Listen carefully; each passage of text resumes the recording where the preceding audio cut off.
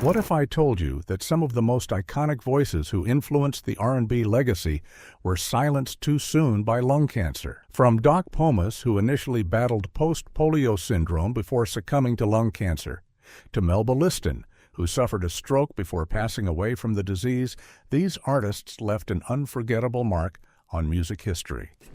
Here are 15 musical icons whose legacies live on despite their battle with lung cancer. Doc Pomus. Doc Pomus was one of the most important and influential songwriters in the history of rock and roll and R&B. His journey into music was deeply shaped by his love for the blues. When he was just 15 years old, he heard Big Joe Turner's song Piney Brown Blues and instantly fell in love with the music. This song inspired him to become a blues singer. He took on the stage name Doc Pomus and began performing in jazz and blues clubs around New York City in the 1940s and early 1950s. Although he had some success as a performer, it was his talent for songwriting that truly made him famous. In the early 1950s, Pomus shifted his focus from singing to writing songs. He started by creating blues-based tracks, such as Boogie Woogie Country Girl for his idol, Big Joe Turner, and Lonely Avenue, which became a hit for Ray Charles. These songs demonstrated his ability to blend heartfelt lyrics with soulful melodies, a signature feature of R&B music. A major turning point in his career came in 1956 when he began working with songwriter Mort Schumann.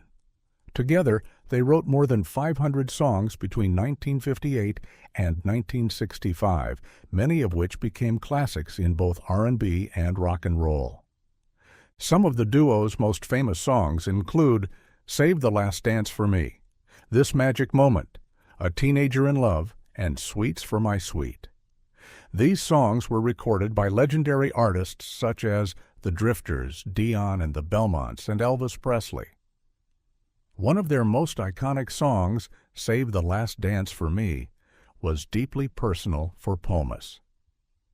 Due to polio, he was unable to dance at his own wedding, so he wrote the song with emotions of both joy and longing. Pomus had a unique songwriting style that was ahead of its time. His songs spoke to teenagers but also carried deep emotions and meaning. He had a gift for writing lyrics that were poetic yet easy to relate to, making him a key figure in shaping the sound of early R&B and rock and roll. In his later years, Pomus faced serious health problems. He suffered from post-polio syndrome, which confined him to a wheelchair, and he was later diagnosed with lung cancer. Sadly, he passed away on March 14, 1991, in Manhattan at the age of 65. His death was a great loss to the music world. At his funeral, jazz singer Jimmy Scott performed, which helped relaunch Scott's career. Many well-known figures, including Lou Reed and Seymour Stein, attended the service. Pomus had spent much of his life supporting and mentoring younger musicians, and his influence continued even after his passing.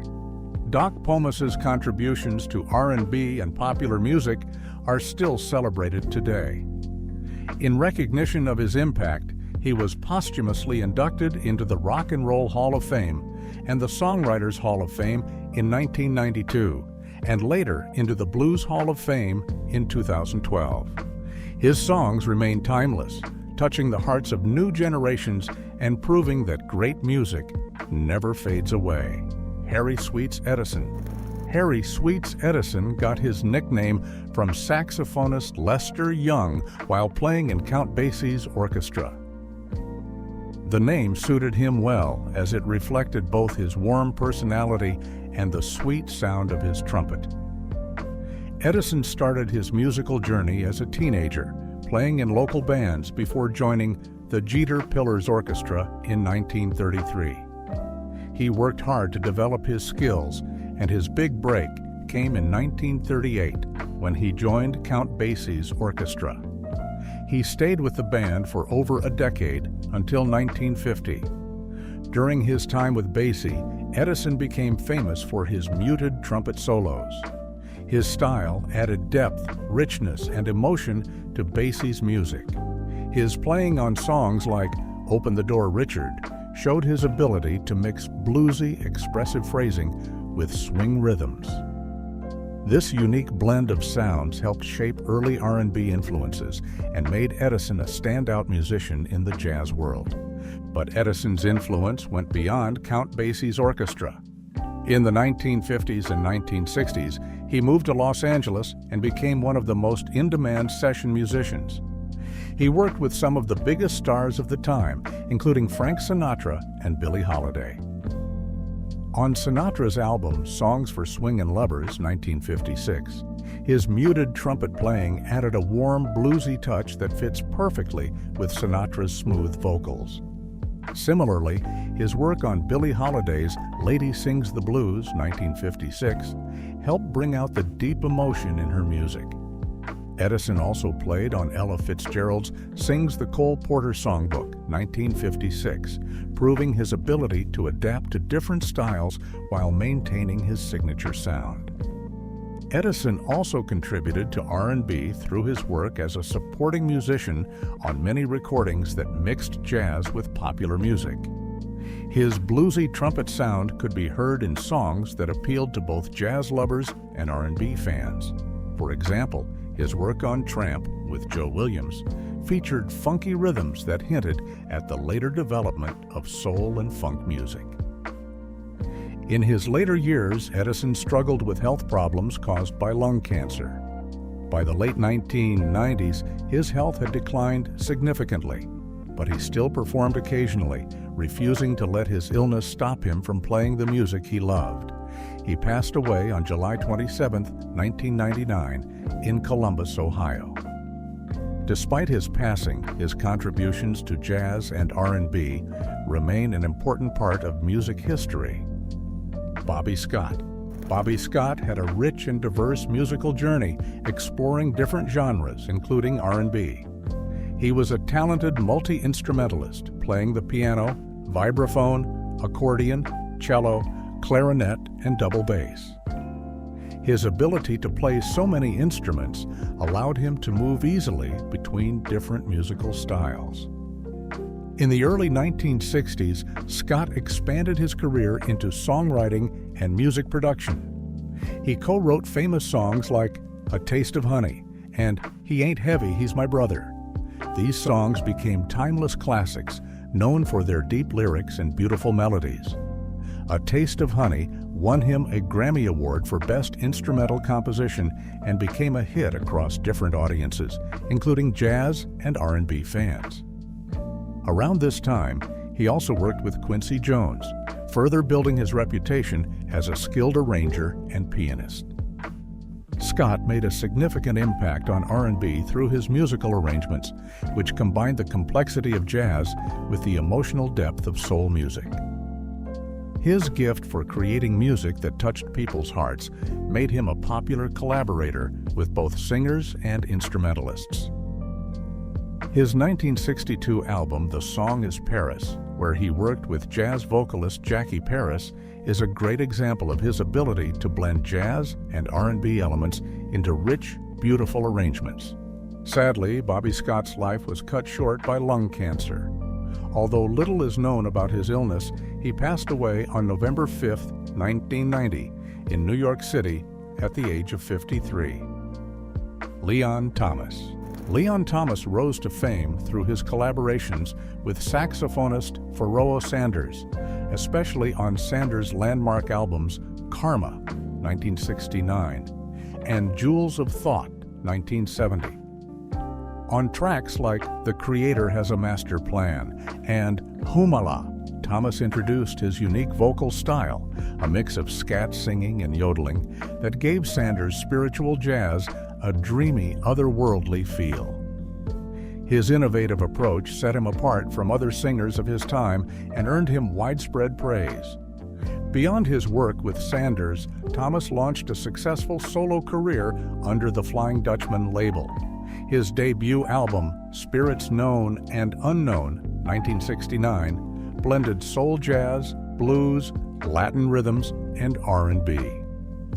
A new version of The Creator Has a Master Plan on this album showed how he could mix deep spiritual themes with rich, soulful melodies. In later albums like Blues and the Soulful Truth, 1972, and Full Circle, 1973, he explored a wide range of styles, touching on urban jive, anti-war messages, and black consciousness. Pomus made a lasting impact on R&B with his soulful voice and emotional depth. He often combined jazz improvisation with bluesy grooves and gospel harmonies, creating a sound that appealed to many different audiences. He also worked with major artists like Santana and Count Basie, proving that he could adapt to different musical styles while staying true to his signature sound. Unfortunately, Pomus's life took a difficult turn when he was diagnosed with lung cancer in the late 1990s. A lifelong smoker, he struggled with health problems that eventually led to his passing on May 8, 1999, in the Bronx, New York. Even in his final years, he continued making music, working with younger artists like Jerry Brown on Zayas, 1998. These recordings showed that, despite his illness, his talent and passion for music never faded. Sarah Vaughan. Sarah Vaughan, affectionately known as Sassy and the Divine One, was one of the most influential singers of the 20th century. She was admired for her rich, expressive voice and her ability to blend jazz with other styles of music. Vaughan's journey in music began in her hometown of Newark, New Jersey, where she grew up in a musical household. As a child, she studied piano and organ and sang in her church choir, developing her talent from an early age. Her big break came in 1942 when she won a talent contest at Harlem's famous Apollo Theater with her powerful performance of Body and Soul. This victory opened doors for her, leading to a position as a singer and second pianist in Earl Hines' orchestra. It was during her time with Hines that she was introduced to bebop, a new and exciting jazz style pioneered by musicians like Dizzy Gillespie and Charlie Parker. Their influence helped shape her unique vocal approach, making her voice as flexible and expressive as a jazz instrument. Vaughan's connection to bebop deeply influenced her singing style. She developed incredible vocal control, using improvisation, unexpected phrasing, and rich, warm tones to bring songs to life. This ability allowed her to experiment with different styles, and she gradually expanded her music to include elements of R&B, pop, and even classical music. During the 1950s, Vaughan became a major star, recording popular songs that appealed to a wider audience while staying true to her jazz roots. Some of her most well-known songs from this period include Whatever Lola Wants, 1955, Misty, 1957, and Broken-Hearted Melody, 1959. Broken-Hearted Melody was especially significant because it sold over 1 million copies, proving that Vaughan could succeed in both jazz and mainstream pop music. Her connection to R&B was clear in the way she used rhythm, phrasing, and emotional expression in her singing. Many R&B artists who came after her were inspired by her style. She also worked with famous musicians like Quincy Jones and performed with the Count Basie Orchestra, further demonstrating her ability to adapt to different musical settings. Despite her success, Vaughan faced serious health challenges later in life. In 1989, she was diagnosed with lung cancer. She underwent surgery to remove part of a lung, but the disease continued to spread. Even while battling cancer, she remained dedicated to her music, continuing to perform and even making plans for new recordings. Sadly, her condition worsened, and on April 3, 1990, she passed away at her home in Hidden Hills, California. She had just been released from Cedars-Sinai Hospital earlier that day. Her mother, Ada Vaughan, and her adopted daughter, Paris Deborah Vaughan, were by her side when she passed away. Although Sarah Vaughan's life was cut short by illness, her impact on music remained strong. She broke barriers, inspired generations of singers, and left behind a legacy that continues to influence jazz, R&B, and popular music today. Art Blakey. Art Blakey, born on October 11, 1919, in Pittsburgh, Pennsylvania, was a legendary jazz drummer known for his powerful and energetic style. He started his musical journey as a pianist, but switched to drums in his teenage years. In his early career, he played in swing bands, including those led by Fletcher Henderson and Billy Eckstine. While playing in Eckstine's orchestra in the 1940s, he became part of the growing bebop movement. This period introduced him to jazz legends like Charlie Parker, Dizzy Gillespie, and Sarah Vaughan. Blakey's drumming stood out because of its strong, driving rhythms, which mixed bebop with elements of R&B and African drumming traditions. In the mid-1950s, Blakey co-founded the Jazz Messengers with pianist Horace Silver. Although the group was originally a collaborative effort, it soon became Blakey's band, and he led it for more than 30 years. The Jazz Messengers played a major role in shaping hard bop, a jazz style that blended bebop's complexity with the blues and gospel influences of R&B. The band also became a training ground for young musicians who later became some of the biggest names in jazz. Artists like Lee Morgan, Wayne Shorter, Freddie Hubbard, Wynton Marsalis, and Keith Jarrett all spent time in the Jazz Messengers before launching their own successful careers. Blakey's drumming was more than just a background beat. It was an essential part of the music. He played with incredible power, but he also listened closely to his bandmates, creating exciting musical conversations within the group. His performances were full of energy, and his signature press-roll drum technique became one of the defining sounds of hard bop. Some of his most famous albums include Monin, 1958, A Night at Birdland, 1954, and Buhaina's Delight, 1961. These records show his ability to lead a band while allowing young musicians to develop their voices. Blakey's life was sadly cut short by lung cancer. In August 1990, after returning from a tour in Japan, he began feeling unwell and thought he had pneumonia. However, doctors soon diagnosed him with lung cancer. Despite undergoing treatment, his health quickly declined, and he passed away on October 16, 1990, at St. Vincent's Hospital in New York City. His death was a great loss to the jazz world. Art DeLugoff, the owner of Manhattan's Village Gate Jazz Club, described him as one of the great players in contemporary jazz, who always brought fresh energy to his performances. Even after his passing, Blakey's influence remained strong.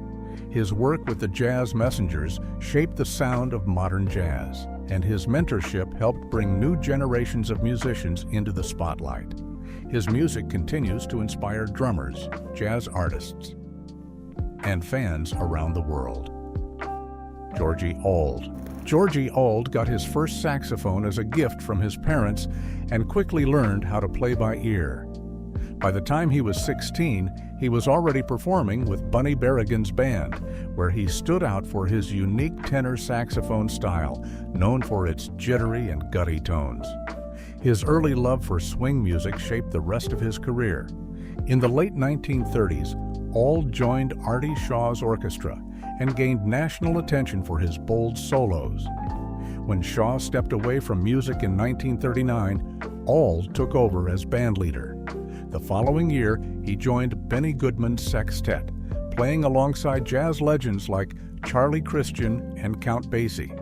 These experiences helped establish him as one of the top saxophonists of his time. Although Auld was not directly involved in R&B, his influence on the genre was important. His work with artists like Dizzy Gillespie and Sarah Vaughan brought swing and jazz elements into early R&B music. He was skilled at playing in smaller groups and adding bluesy tones to his music, inspiring younger musicians who blended jazz and R&B. Despite his success, Auld faced health problems later in life. After many years of performing and running bars in New York City and Hollywood, he developed lung cancer. His condition worsened over time, and he passed away on January 8, 1990, at his home in Palm Springs, California. As one of the first great tenor saxophonists in swing music, Auld helped shape the role of the saxophone in both big bands and smaller groups. His recordings with Benny Goodman's sextet and his work with artists like Billie Holiday remain highly respected for their creativity.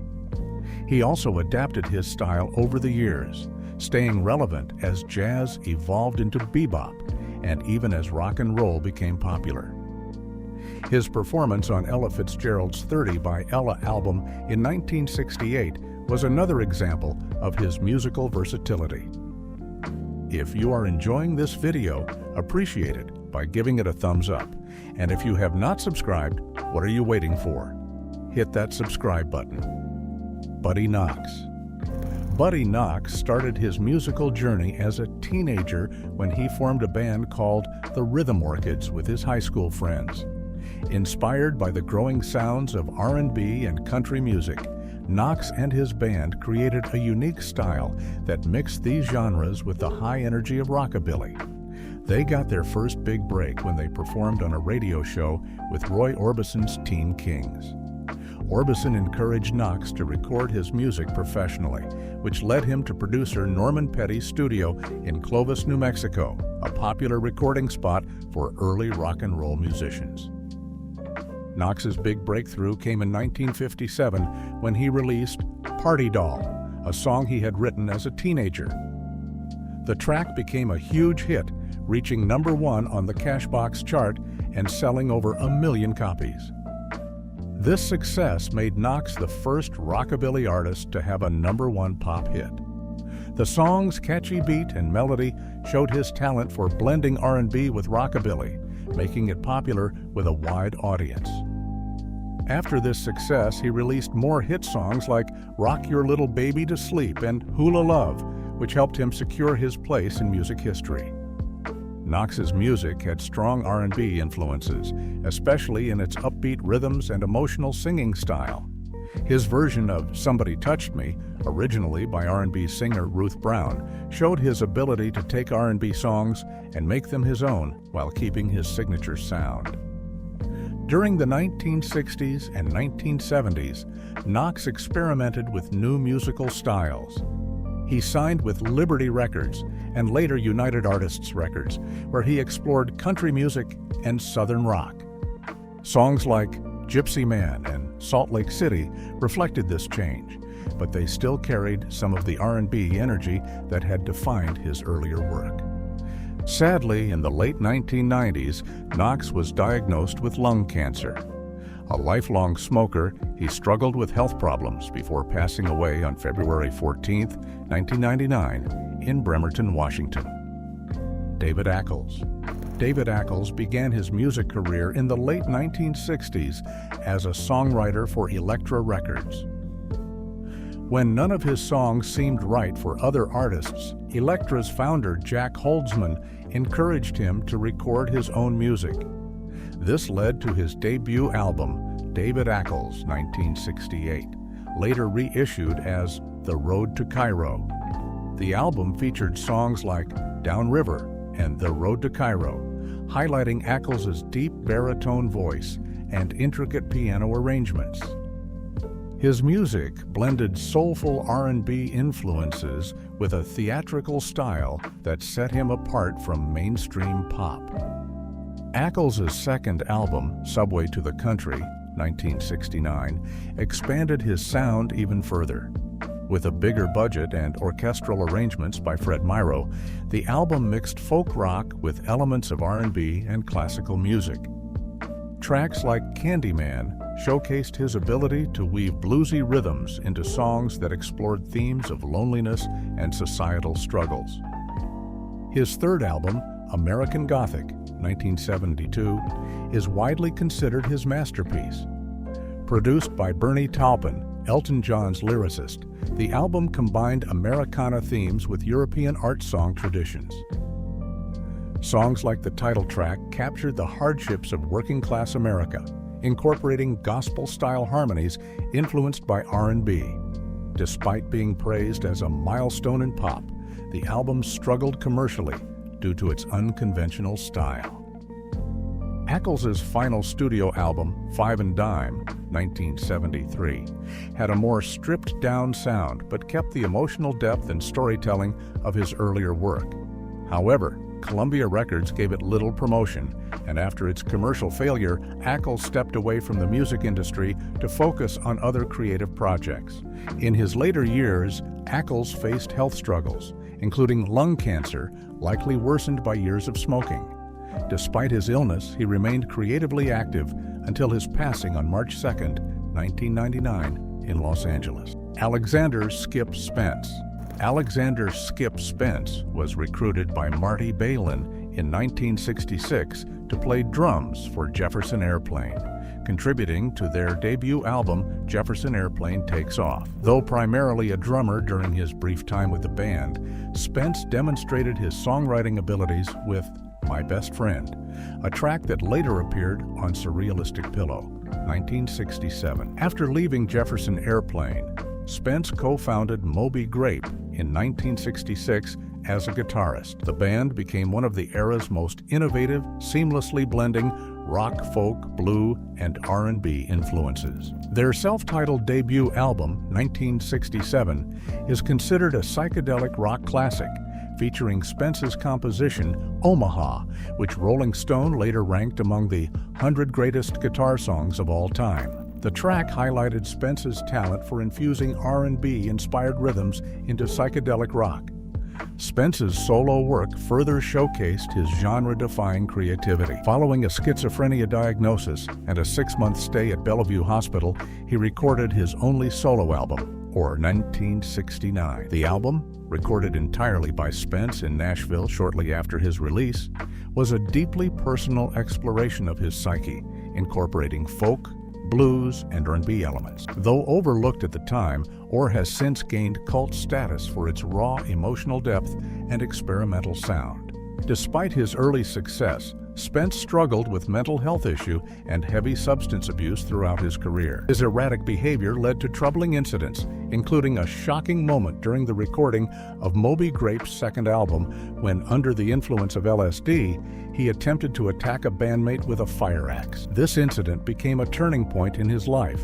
He was soon institutionalized, and his music career became unpredictable. During the 1970s and 1980s, Spence's battles with addiction and mental illness kept him largely disconnected from the music industry. Though he occasionally reunited with Moby Grape for short-lived projects, his declining health and substance abuse made it difficult for him to maintain a steady creative career. In the late 1990s, Spence was diagnosed with lung cancer, and his health declined rapidly. On April 16, 1999, just 2 days before his 53rd birthday, he passed away in Santa Cruz, California. Despite the struggles that marked his career, Spence's musical legacy has only grown over time. Or is now considered a masterpiece of outsider art, with its haunting lyrics and minimalist arrangements inspiring artists like Beck and Robert Plant. Buddy Trenier.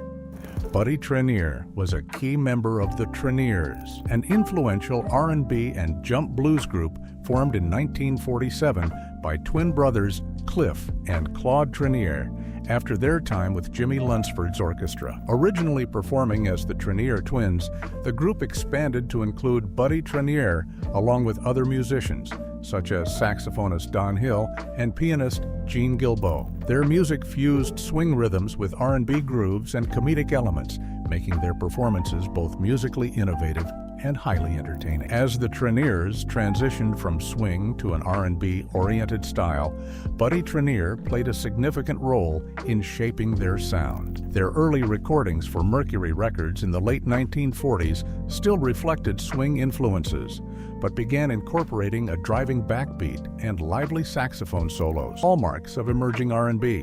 Songs like Rockin' Is Our Business, a reimagining of Jimmy Lunsford's Rhythm Is Our Business, and Go, Go, Go, 1951, captured this hybrid style. The latter became their only national chart hit, reaching number 10 on the R&B charts. The Treniers were also known for their humorous lyrics and high-energy stage antics, which influenced early rock and roll performers like Bill Haley and his Comets. Their song titles often referenced rock and roll, as seen in It Rocks, It Rolls, It Swings, 1952, making them one of the first groups to popularize these terms in music. While their sound remained rooted in R&B traditions, it anticipated key elements of rock and roll. Despite his contributions to music, Buddy Trenier's life was cut short by lung cancer.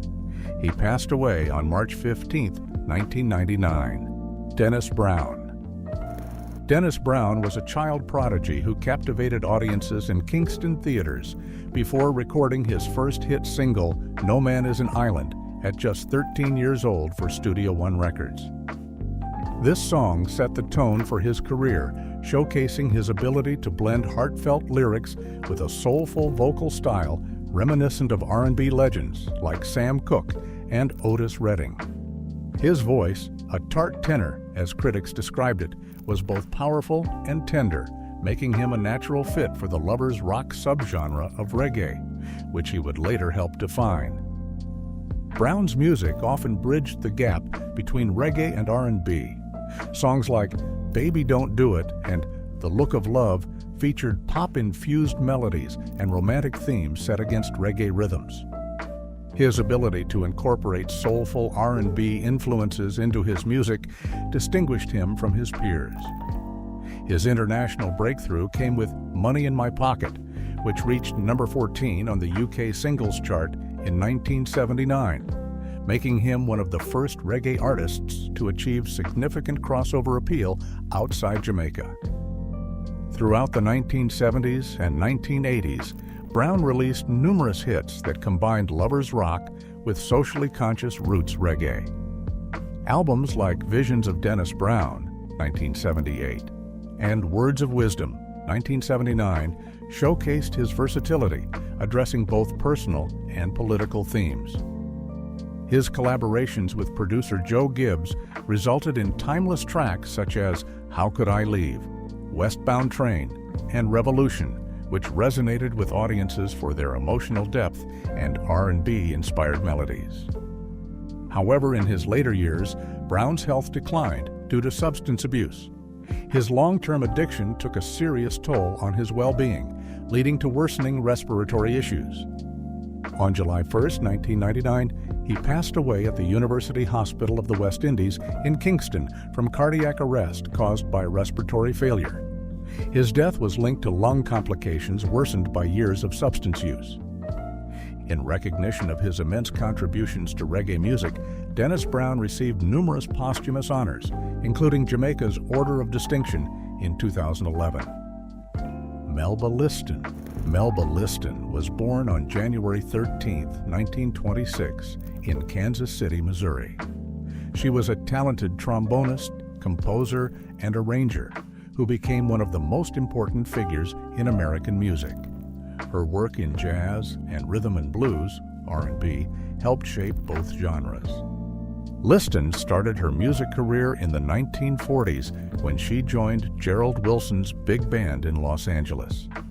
Her skill as a trombone soloist was quickly noticed, leading her to work with famous jazz musicians like Dexter Gordon and Count Basie.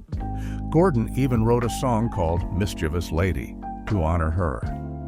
Though jazz was her main style, Liston also brought R&B influences into her music through her soulful and rhythmic arrangements. She mixed bebop's fast, complex style with the deep, emotional feel of blues, making her a highly sought-after musician during the swing era. In the 1950s, Liston joined Dizzy Gillespie's bebop big band and arranged songs like Annie's Dance and Stella by Starlight. These arrangements were both detailed and easy to enjoy, allowing solo musicians to shine while keeping the whole band's sound strong and connected. Her music often combined different rhythms and harmonies, bringing African musical traditions into jazz and R&B. One of the most important parts of Liston's career was her work with pianist Randy Weston. She started arranging his music in 1959 for the album Little Niles, and they worked together for over 40 years. One of their most famous projects was Uhuru Africa, 1960, which blended African rhythms with jazz. Her work with Weston showed her ability to mix jazz with influences from around the world, creating music that connected with people from different cultures. In the 1960s and 1970s, Liston expanded her career by arranging music for Motown artists like Ray Charles and working with soul record labels such as Stax Records. She also worked with singers like Abbey Lincoln and Tony Bennett. Her skill in combining R&B grooves with jazz helped bring the two styles closer together. Later in life, Liston faced serious health problems. She had a stroke in 1985, which ended her ability to play the trombone, but she continued writing and arranging music using computer technology. Sadly, she was diagnosed with lung cancer and passed away on April 23, 1999, in Los Angeles. Which of these legendary musicians inspired you the most? Share your thoughts in the comments below. Don't forget to like, subscribe, and hit the notification bell so you never miss out on our latest content.